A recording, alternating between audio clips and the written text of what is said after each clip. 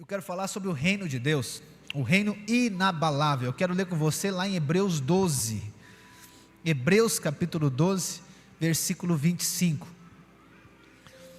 A situação toda, como nós falamos, ela nos leva a olharmos, tudo isso.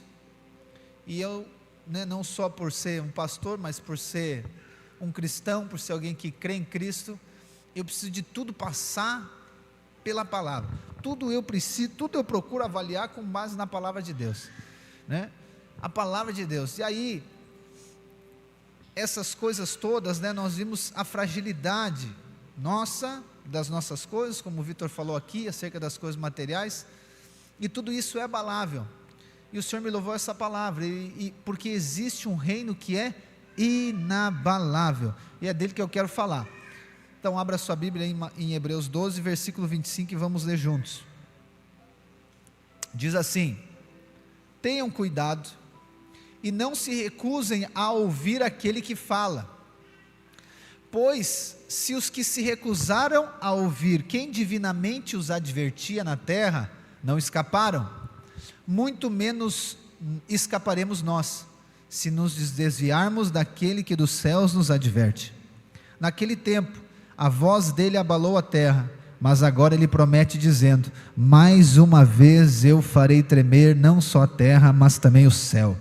Ora, as palavras, mais uma vez, significam a remoção dessas coisas abaladas, ou seja, das coisas criadas, para que permaneçam as coisas que não podem ser abaladas.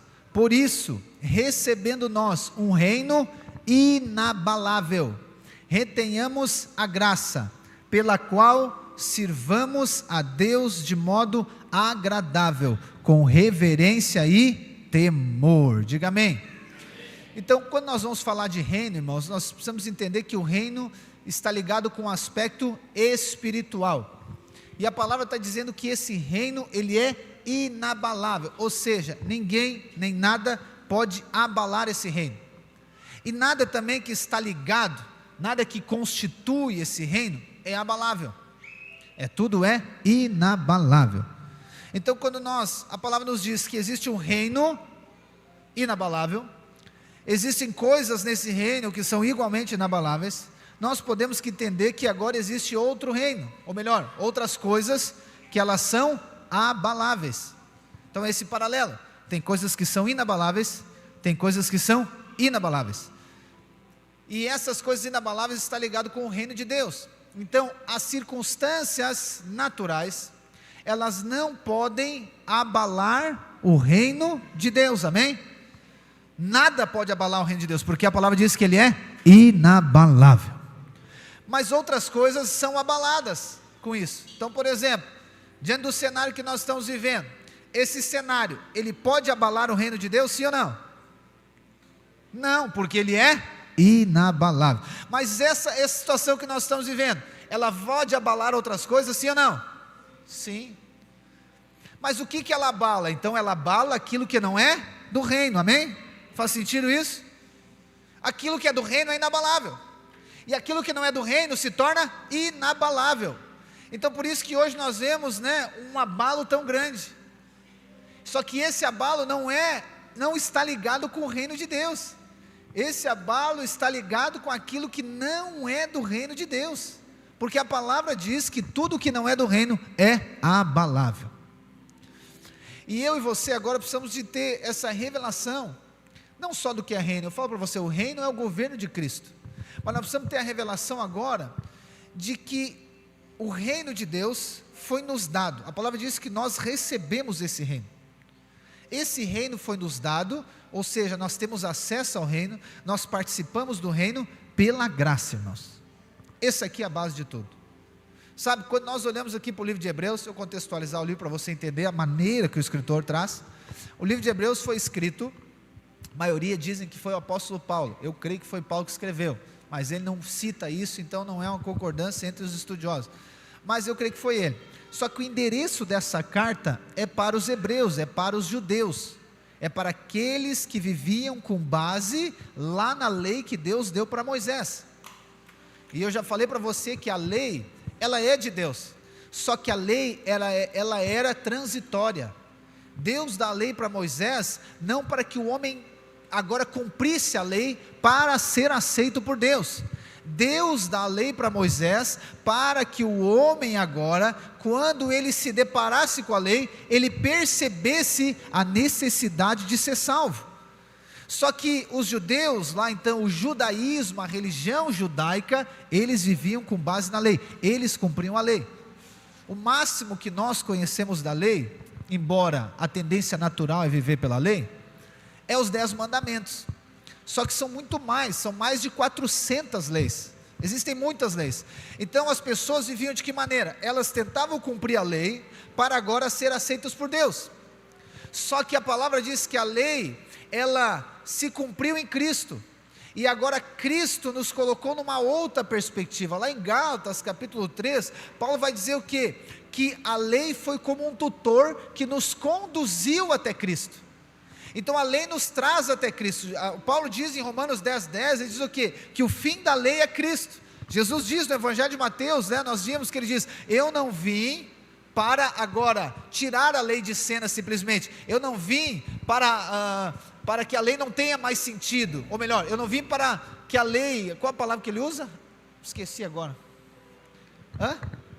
Abolir, isso, Elcio. Eu não vim para abolir a lei, mas eu vim para cumprir. Então a lei não é abolida, mas ela foi cumprida em Jesus. E agora nós entendemos que nós não cumprimos a lei, Jesus cumpriu a lei, e nós agora vivemos a partir de Jesus, mas a lei continua.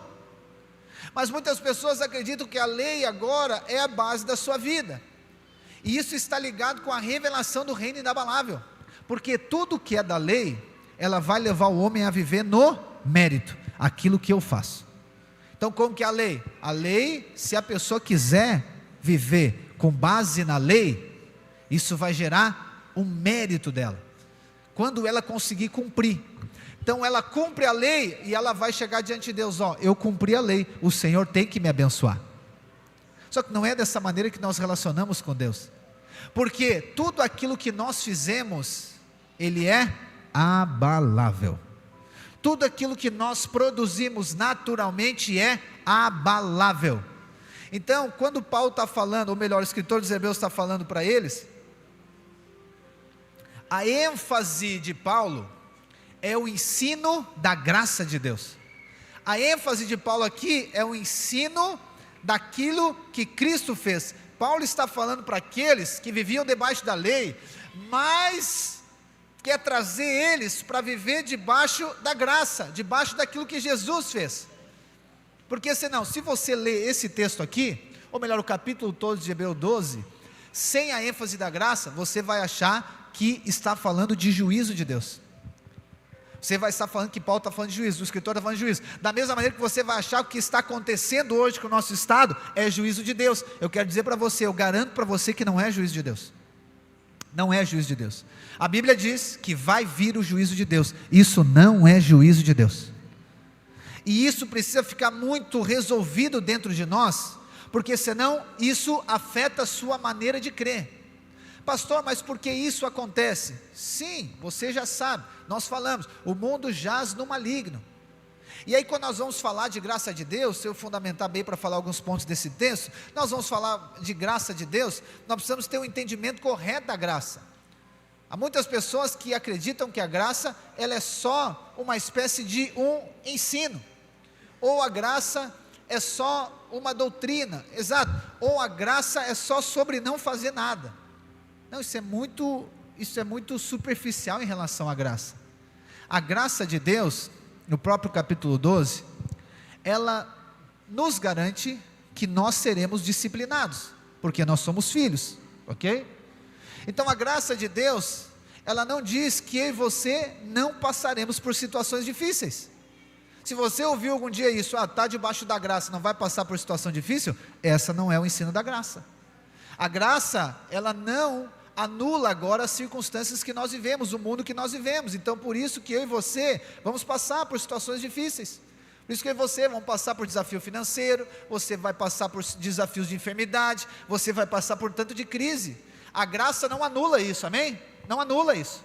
Mas a graça, ela garante que tem provisão para tudo isso. A graça, ela não agora garante que eu não vou sofrer. É essa questão que muitas pessoas acreditam que estou debaixo da graça, não vai ter sofrimento. Não, irmãos, a graça não garante que você não vai ter sofrimento.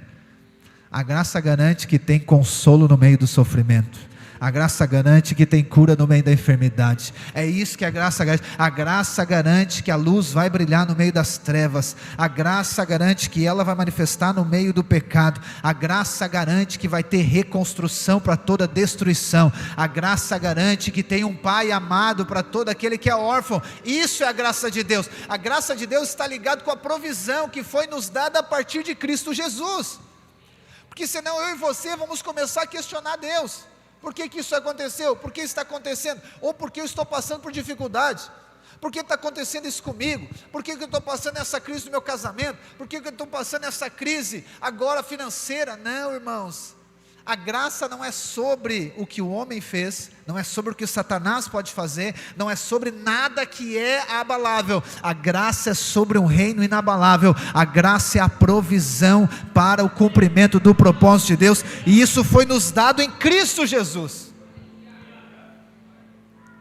E aí, quando nós nos deparamos com situações difíceis, nós precisamos entender que a nossa fé, ela precisa estar na graça.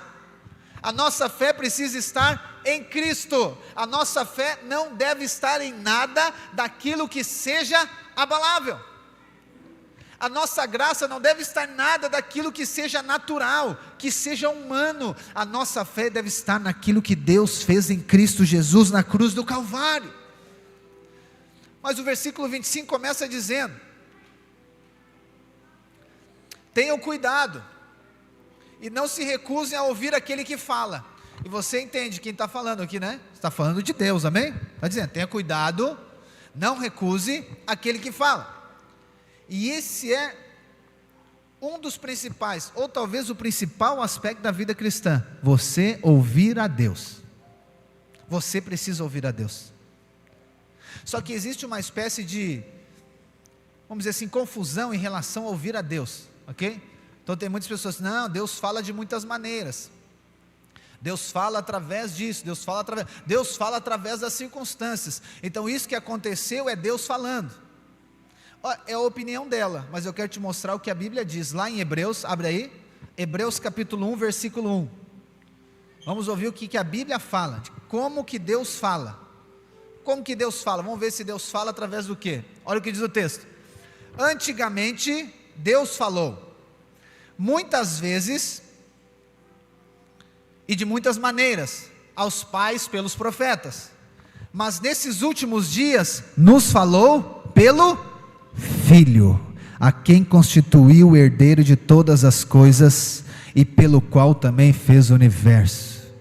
Então, se você quer ouvir o que Deus fala, você precisa ouvir o Filho, você precisa ouvir Jesus. Deus fala através de Jesus, Deus fala através do Filho, não há outra maneira que Deus fala. Você quer ouvir a Deus, você precisa ouvir a Jesus. Você quer saber o que Deus está falando sobre algo, eu e você precisamos ouvir a Jesus.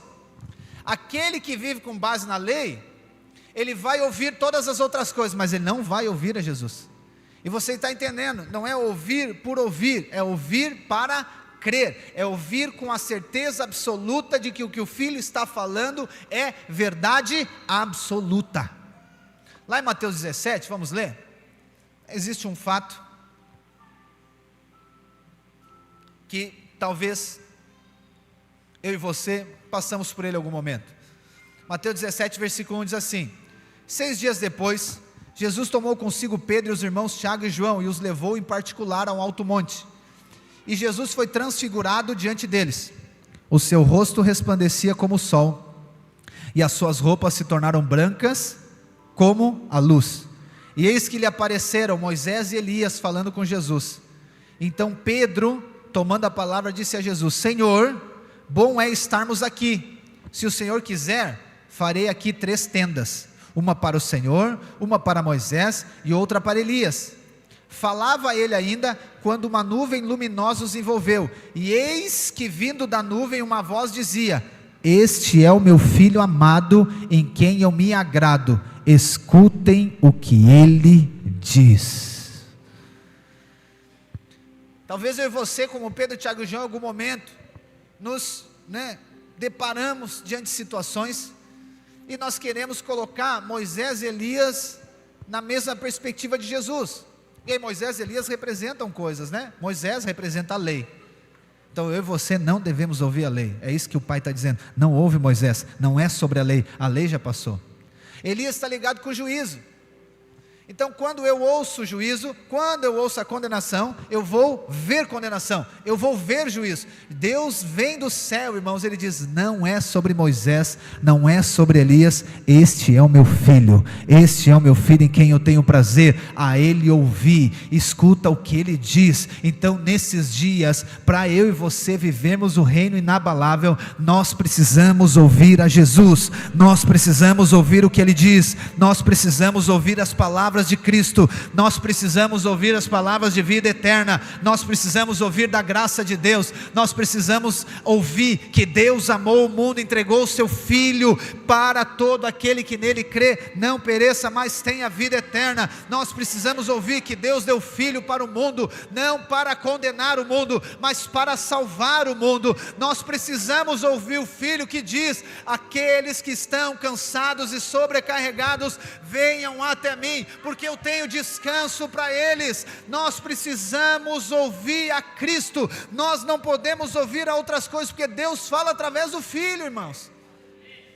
E aí é um tanto de informação na sua vida, é um tanto de perspectiva que você tem, que isso mexe na sua fé, isso move na sua maneira de crer. Ok, o nosso sentimento está abalado, nós podemos ficar abalados, ok, mas isso é sentimental, mas a nossa fé não é um sentimento, a nossa fé tem uma base, ela está sobre aquilo que Deus fez em Cristo Jesus. Então Deus fala através do Filho. Então quando alguém falar para você, isso que Deus, isso está acontecendo é Deus falando, diga para ele, não é Deus falando, porque isso não foi o Filho que fez, Deus fala através do Filho dele. Isso que está acontecendo é uma tragédia, sim, não negamos que é uma tragédia, mas Deus fala através do Filho, Deus fala através dele, amém, irmãos? O texto depois, na segunda parte, ele diz, pois se os que recusaram ouvir quem divinamente os advertia na terra, não escaparam, muito menos escaparemos nós, se nos desviarmos daquele que do céu nos adverte. Aqui, ele está mencionando o quê? Que aqueles que antes ouviram, eles ouviram os profetas, eles ouviram o anúncio de Jesus, só que eles ouviram esse anúncio da terra, ok? Então os profetas, eles eram usados por Deus, amém? Só que eram pessoas da terra, e eles não vão escapar do juízo, vai vir um juízo, preste atenção, vai vir o juízo, não veio ainda, vai vir o juízo. Aqueles que ouviram na terra não vão escapar, mas nós não ouvimos da terra, nós ouvimos agora dos céus. Por que nós ouvimos do céu? Porque hoje é o Espírito Santo de Deus que flui através de nós, pregando o Filho, pregando a graça, pregando o favor. Vai vir o juízo, aqui é uma menção de que vai vir um juízo, uma menção de que vai vir. O que nós pregamos é uma advertência, e assim como Noé advertia que iria chover, não tinha chovido, irmãos, Deus manda Noé construir uma arca, que é algo já fora do comum. Por quê? Porque nunca tinha chovido na terra. Noé está construindo a arca, ele está anunciando, vai vir grande chuva, vai vir grande chuva. Eles não ouviram Noé, não ouviram a advertência de Noé. O que aconteceu? Noé foi salvo e edificou o que Deus disse. Nós temos anunciado, é o tempo de salvação. Deus enviou seu Filho para salvar. Muitas pessoas estão pregando juízo, não é a hora do juízo, é a hora de nós pregarmos a salvação, mas não podemos negar que vai vir o juízo. É como se fosse lá naquele tempo de Noé, a porta da arca está aberta, a porta da arca está aberta, e nós pregamos o Evangelho, nós pregamos o Filho, e chamamos, vem para a arca, creia em Cristo, creia no Filho. Deus está dizendo, Ele enviou o Filho, é hora de crer no Filho, é hora de receber a salvação, é hora de ser imerso na graça, é hora de ser salvo, é hora de você crer e ser salvo a sua casa, é hora de salvação, é hora da graça de Deus, é hora de pregar o ano aceitável de Deus, mas vai vir o juízo, mas nós vamos pregar a graça. Então é uma advertência que nós temos feito como igreja às pessoas: é tempo de ser salvo. Tem muitas pessoas hoje que estão tentando conquistar a salvação. Não conquista, é pela graça, mediante a fé, é sobre crer, é crer na graça de Deus que é salvo, crer na graça de Deus que é salvo. Aquele que crer e for batizado será salvo, aquele que não crer já está condenado. Então nós não podemos advertir colocando julgo, colocando juízo, colocando medo e terror nas pessoas. Não, nós temos que advertir com a graça de Deus, nós temos que advertir com as palavras do Filho, nós temos que advertir com o Evangelho que salva o pecador. Diga amém. Versículo 26, ele diz: abalou a terra, mas agora também vai abalar os céus. O abalo na terra está ligado ao que Deus fez lá com Moisés no Monte Sinai. Deus veio, desceu ao Monte Sinai para falar com Moisés. Se você ler, depois você lê lá no livro de Êxodo, você vai ver que o monte ele tremeu, o Sinai ele fumegava, ou seja, foi uma manifestação gigantesca, ou seja, abalou a terra através da lei. Mas a palavra está dizendo que a graça, ela não abalou somente a terra, ela abalou o céu. Por isso que é importante ter a perspectiva correta, porque senão o pessoal acha que isso aqui é juízo. Não, isso aqui está falando da obra consumada do Calvário. Abalou o céu, a terra, a morte e ressurreição de Jesus abalou a terra, mas abalou o céu também, porque o céu estava fechado diante de nós, nós não podíamos ter comunhão com Deus. A palavra diz que nós éramos inimigos de Deus, eu e você não podíamos acessar a Deus, mas por causa de Cristo, o céu está aberto diante de nós, nós podemos entrar com ousadia diante do trono da graça, para receber a provisão necessária. Então o céu foi abalado, mas a terra também foi abalada. A palavra diz que no momento que Jesus está sendo crucificado, o véu que tinha no templo, ele se rasgou de cima a baixo, porque o Filho de Deus foi crucificado. Então eu quero dizer para você, quando nós pregamos a graça, quando uma pessoa é salva, lembra do texto lá de Lucas?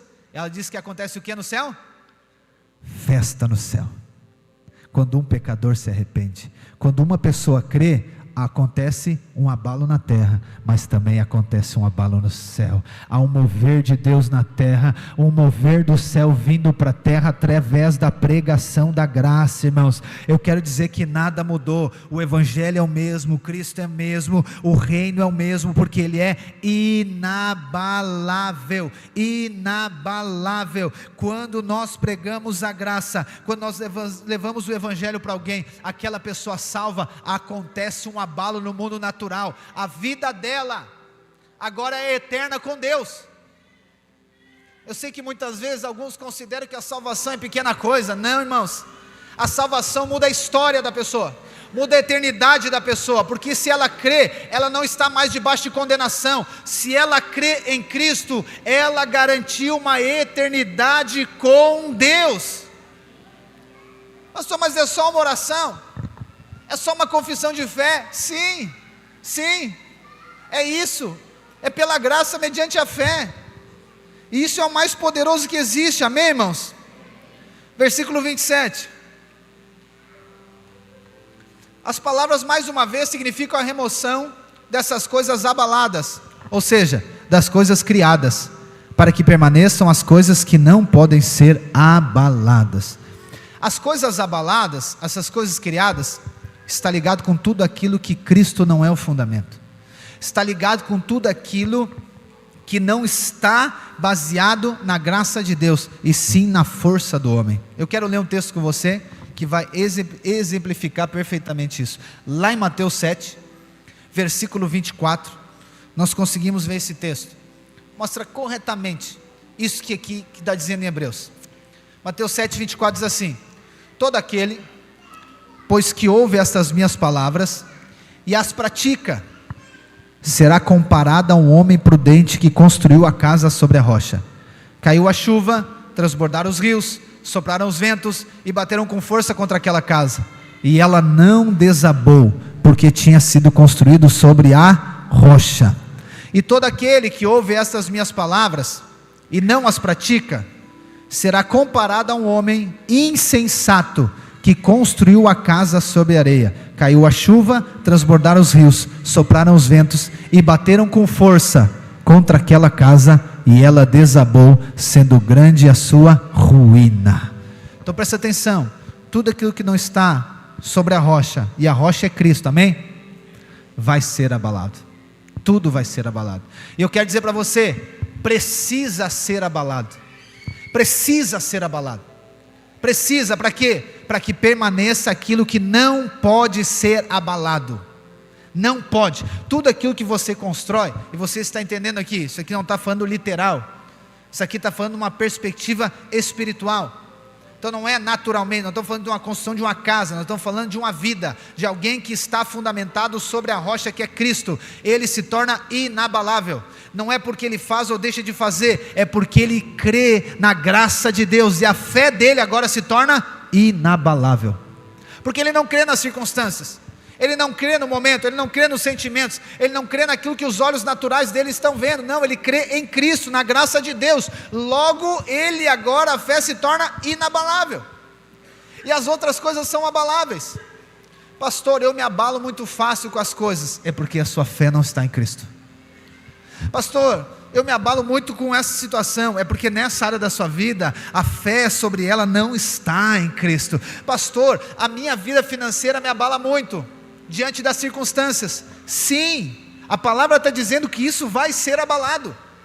A graça de Deus, irmãos, outro aspecto desse ponto, é que a graça de Deus, ela confronta também, ela confronta o nosso mérito, o nosso esforço, aquilo que nós temos que fazer, entende? Então eu e você constantemente queremos fazer para merecer, eu e você queremos viver baseado na nossa justiça, no nosso braço. Aí quando vem a graça de Deus, irmãos, ela confronta direto, não é o que você faz, é o que Cristo fez, não é o seu mérito, é o mérito de Cristo, não é a sua obra, é a obra de Cristo.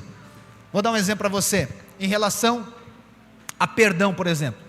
Pastor, eu tenho muita dificuldade disso, então quando alguém faz algo contra mim, eu fico tremendamente abalado, eu sou abalado, eu fico ressentido e eu não consigo perdoar, eu fico, 1, 2, 3, 1 mês, 2 meses, não sei quanto tempo abalado e ressentido com alguém. Isso pode ser em relação, tanto no casamento, quanto em qualquer tipo de relacionamento. Por que essa pessoa fica abalada? Porque ela ainda não teve revelação da graça de Deus. Porque quando ela tem revelação da graça de Deus, ela entende o quê? Que ela foi perdoada, amém? Sim ou não? E por que ela foi perdoada? Porque ela pediu perdão? Porque ela se arrependeu? Por que ela foi perdoada? Por causa do sacrifício de Jesus. Nós fomos perdoados por causa do sangue de Cristo, por causa do sacrifício de Jesus. E o que eu fiz para merecer? Nada.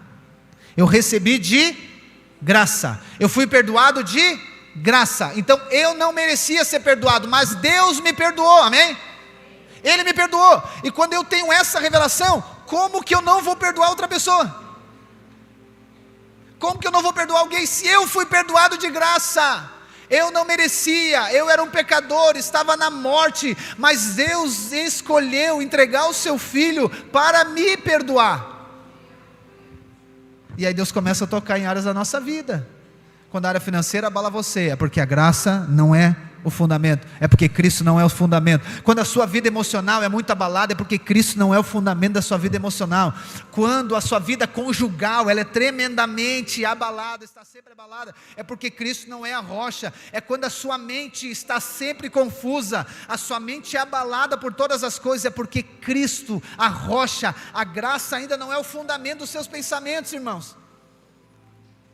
Mas Deus está dizendo para mim e para você, que existe um reino inabalável, que nós recebemos, nós já recebemos. E qual que é o problema? O problema é que nós edificamos, construímos, sobre aquilo que é abalável. Então se você faz algo sobre um sentimento, o que vai acontecer? Vai ser destruído, nós vimos o texto. Qualquer coisa que é construída que não seja Cristo a base, vai ser abalado e vai cair. E vai cair, irmãos. Então por isso que nós temos pregado a graça de Deus, em tempo e fora de tempo, é sobre o que Cristo fez. Você precisa de crer. Embora seja pela graça, mediante a fé, e algo tão simples, só que é desafiador para nós crermos. É desafiador para aplicar fé. Porque você está lá diante da circunstância agora, pastor, eu perdi tudo, tá bom, crendo na graça de Deus, vai aparecer uma casa para mim? Eu creio na graça de Deus, vai aparecer o carro de volta?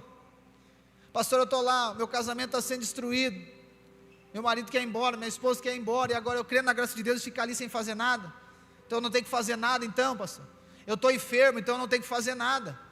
Não, irmãos, quando você crê na graça de Deus, algo é gerado dentro de você, fé é gerada dentro de você, fé, e essa fé vai conduzir você a fazer coisas. Só que a primeira coisa, sabe, eu estava pensando nisso, o resultado da fé, depende da circunstância, mas em geral, né, diante de uma circunstância que nós necessitamos, quando nós temos Cristo como base, a graça de Deus é o nosso fundamento, amém? Fé é gerada em nós, diante da circunstância, a primeira coisa que nós vamos fazer vai ser orar, a primeira coisa. Pastor, mas não estamos fazendo nada. Muitas pessoas me perguntam, mas o que a igreja está fazendo? Estamos orando, nós estamos orando. Ah, mas só orando, pastor? Eu queria saber quanto que ele ora. Não, eu estou fazendo, pastor. Sim, é porque ele crê mais no que ele faz, ele crê mais no que o homem pode fazer, naquilo que Deus pode fazer. A oração é a maior expressão de quem crê, de quem depende de Deus. Eu sei que parece algo passivo, alguém que não está fazendo nada, mas Jesus diz para nós, quando nós orarmos, então ele está dizendo que nós temos que orar. Ele está dizendo, quando nós orarmos, a igreja, 2 estiverem juntos, ele vai estar. Ele diz, quando nós orarmos e nós ligarmos algo na terra, vai ser ligado no céu, amém? Então a oração, ela não é uma obrigação religiosa. A obrigação não é um requisito para você ser salvo. A oração é a expressão de quem crê na graça de Deus. É uma expressão daquele que crê que Cristo é o fundamento de todas as coisas. Então nós oramos 1 vez, 2 vezes, 3 vezes. Nós oramos sem cessar. Oramos em todo momento, porque nós cremos que Deus vai fazer. Nós cremos que o Senhor vai fazer. Senhor, nós oramos, nós cremos, nós declaramos a restauração, a reconstrução. Declaramos o teu favor, declaramos o teu consolo, declaramos o mover do Senhor, declaramos o Espírito do Senhor, declaramos. Então é esse daqueles que creem, quem crê ora. Senão e você, sim, podemos ser religiosos, que frequentamos reuniões, frequentamos cultos, frequentamos coisas, não é isso que Deus tem para nós. Deus nos chamou agora para viver no reino inabalável, mas para manifestarmos o reino inabalável. E aí você ora agora. Ah, pastor, então vamos só orar. Não, a gente ora e faz, a gente vai fazer, mas é o Espírito que vai nos guiar. Mas eu quero dizer com tudo isso que nós não confiamos no que nós fizemos, nós confiamos em Cristo, naquilo que Ele fez. Nós vivemos sobre o fundamento que é Cristo, e isso é desafiador, como eu falei. O mais fácil é você fazer, o mais fácil é você, diante de uma crise financeira, fazer o quê? Ir lá pedir um empréstimo, pedir dinheiro emprestado, chamar o agiota, é o mais fácil. O mais fácil quando você está na crise do seu casamento é separar. O mais fácil quando você está numa crise de relacionamento com as pessoas é, não quero mais, estou indo embora. Esse é o mais fácil, entende? Esse é o mais fácil. Mas o mais desafiador é você crer. E Deus trouxe você essa noite aqui para gerar fé no seu coração, para que você creia, você precisa de crer em Cristo, na graça de Deus. Você não precisa de crer no que você pode fazer, você não precisa de crer naquilo que os homens podem fazer, você tem que crer naquilo que Cristo fez, naquilo que Deus fez em Cristo. A nossa fé deve estar fundamentada, baseada na obra de Cristo. E aí, quando você recebe a palavra, Jesus diz em Mateus 7, né? Aqueles que ouvem as minhas palavras. Aí você vai lá, não, eu vou lá na Bíblia e vou olhar, ó, Deus falou isso e isso. Não, Jesus está dizendo, aqueles que ouvem as minhas palavras. As palavras de Cristo. Pastor, mas a Bíblia não é palavra de Cristo? Não, nem toda a Bíblia é palavra de Cristo. É palavra de Deus, mas não de Cristo. Você vai ver lá no Antigo Testamento, não é a palavra de Cristo, que é a palavra da graça. É claro que se nós colocarmos o filtro da graça lá, nós vamos ver Cristo. Senão a pessoa, é por isso que é esse tanto de gente que fica dizendo que é juízo. É porque eles acham que é juízo de Deus, não é juízo de Deus. É tempo do ano aceitável do Senhor, é tempo da graça de Deus. Se você ouvir a lei, se você ouvir a condenação, se você ouvir a acusação, não é as palavras de Cristo que você está ouvindo. Jesus diz em Mateus 6, as minhas palavras são espírito e vida. As palavras de Cristo geram vida, as palavras de Cristo geram fé.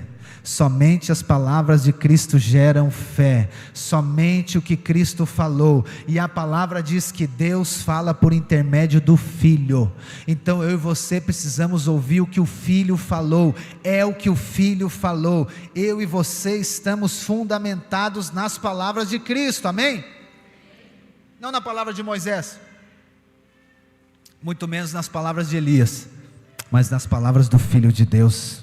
Para finalizar, versículo 28, ele diz: por isso receberam nós um reino inabalável, retenhamos a graça, pela qual sirvamos a Deus de modo agradável, com reverência e temor.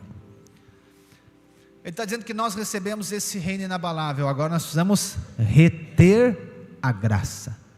Quando diz reter a graça, obviamente nós entendemos que recebemos o reino pela graça.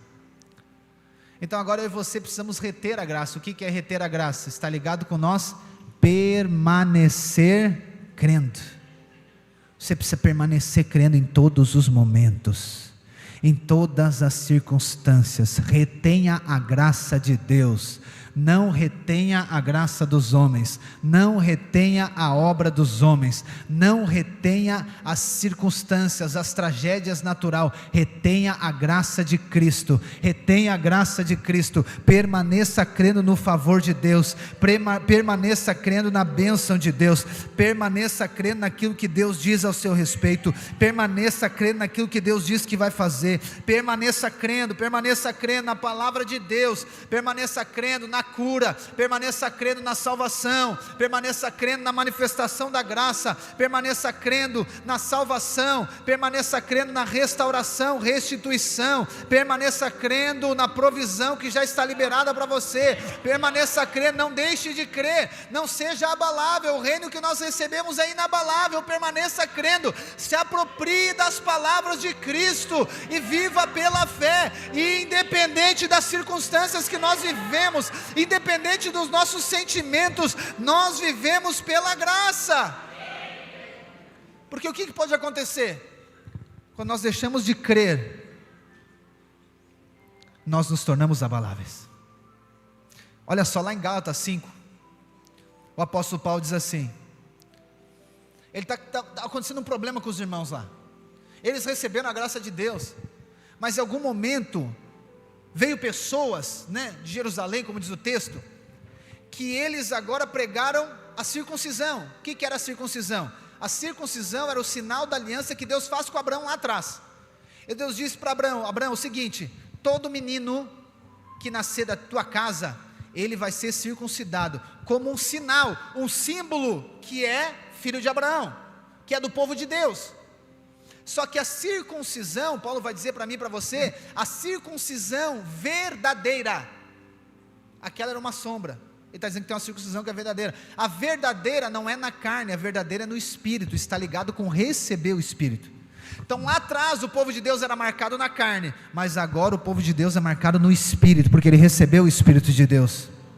Só que esses irmãos receberam o Espírito, mas agora as circunstâncias vêm abalar a fé deles. Olha o que Paulo diz, para a liberdade foi que Cristo nos libertou, por isso permaneçam firmes e não se submetam de novo ao jugo de escravidão. Eu, Paulo, lhes digo que, se você se circuncidar, Cristo não terá valor nenhum por vocês. De novo, testifico a todo homem que se deixa circuncidar, que o mesmo está obrigado a guardar toda a lei. Vocês que procuram justificar-se pela lei, estão separados de Cristo. vocês caíram da graça de Deus, porque nós pelo Espírito aguardamos a esperança da justiça que provém da fé. O que Paulo está dizendo? Se tu quer circuncidar, que a lei diz para circuncidar, saiu de Cristo. Cristo não tem valor, porque você está achando que aquilo que você faz, que vai fazer você ser aceito. O que aconteceu? Então veio umas circunstâncias que abalou a fé desses irmãos. O que Paulo está dizendo? Gente, permaneça crendo em Cristo, permaneça crendo na graça, mesmo que essas pessoas querem abalar a fé de vocês, mesmo que eles querem dizer que vocês têm que fazer algo, mesmo que eles querem dizer que você tem que ter uma marca no corpo para ser salvo, não, permaneça crendo. Mas Paulo alerta dizendo, se vocês deixarem fazer essa marca, isso mostra que vocês não creram em Cristo, isso mostra que vocês agora estão separados de Cristo, vocês caíram da graça de Deus, e agora aquilo que é inabalável se torna abalável. Muitas pessoas acreditam que o pecado afasta elas da graça de Deus. É o pecado que afasta da graça. Não, não é o pecado que afasta. O que afasta da graça de Deus é a incredulidade. Quando eu deixo de crer na graça, quando eu não permaneço crendo, quando eu não retenho a graça. A graça, irmãos, não é somente para você ser salvo. A graça é para você permanecer nela. Cristo não é somente para você ser salvo da condenação, do inferno. Cristo é para ser o fundamento de toda a sua vida. Ele é o rei do seu coração, Ele é o fundamento da sua casa, do seu casamento, Ele é o fundamento do seu trabalho, dos seus negócios, Ele é o fundamento de todas as coisas, Ele é a graça de Deus. Então retenha a graça em todos os momentos, em todas as circunstâncias, e não caia da graça. Não desliga de Cristo, continua crendo. E o desafio é crer. Pastor, eu estou me esforçando para crer. E aí eu finalizo com isso. Você não deve esforçar para crer. Por quê? Porque senão a sua fé vai ser uma obra sua. Pastor, como que eu faço para crer? Você deve ouvir o Evangelho. Romanos 10:17 diz que a fé, ela vem pelo ouvir as palavras de Cristo. Não se esforce.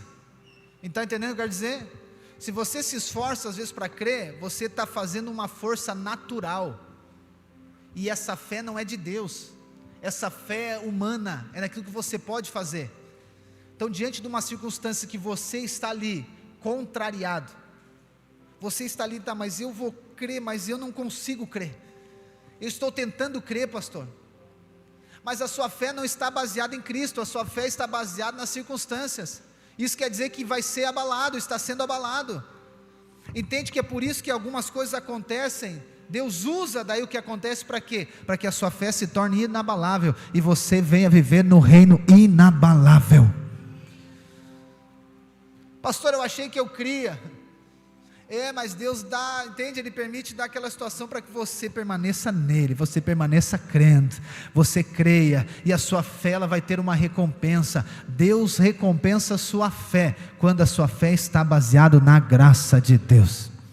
Então não é tempo de nós pregarmos ira, não é tempo de nós pregarmos juízo, não é tempo de nós desligarmos de Cristo, não é tempo de nós deixarmos de crer, ou seja, não é tempo de nós deixarmos de ouvir a Cristo, porque o Pai fala através do Filho, o céu fala através de Cristo, o céu fala através da obra consumada do Calvário, e é isso que gera fé no seu coração. Amém?